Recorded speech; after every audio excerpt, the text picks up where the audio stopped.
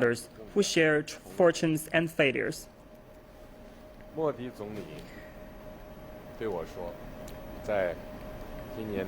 During this year's BRICS Summit in Brazil, Prime Minister Modi told me that China and India are two bodies with one spirit.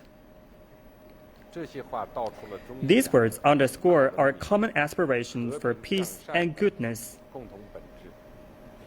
and also the bond between our people's hearts.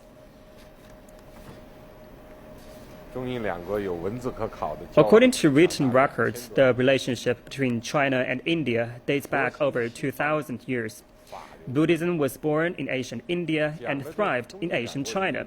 Exchanges in Buddhism have been vibrant in our histories.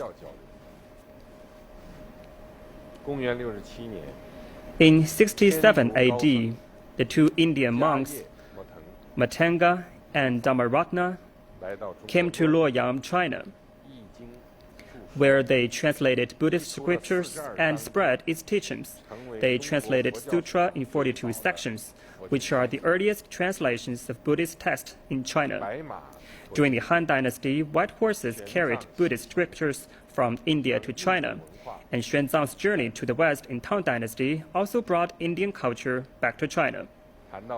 Speaking of Buddhism, I'd like to mention a master of Chinese studies, Mr. Ji Xianling.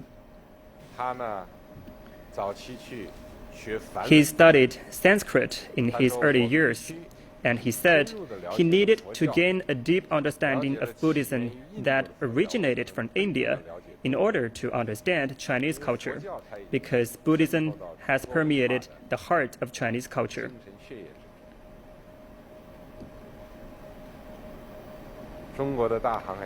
Admiral Zheng He of Ming Dynasty conducted 7 voyages of exploration and visited 6 times of India, bringing China's friendship.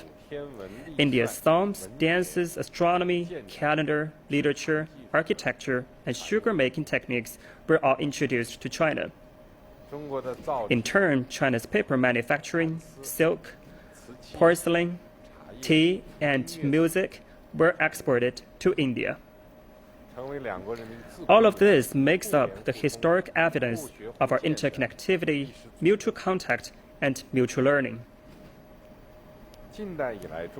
In modern times, the Chinese and Indian people have empathized and supported each other's efforts for national independence and liberation.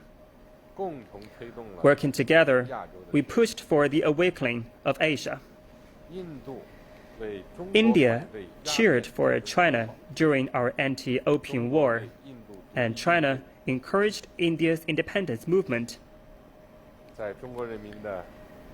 During China's war of resistance against the Japanese aggression, Indian medical teams left behind touching stories. In particular, Dr. Katniss even passed away in China. Chinese people, we always remember his noble deeds. In fact, tomorrow morning, I will also go to meet with his relatives. In 1950, China and India established diplomatic ties, opening a new chapter in bilateral relations. India was among the first to recognize the new China and in proposing a resumption of China's legitimate seat in the UN.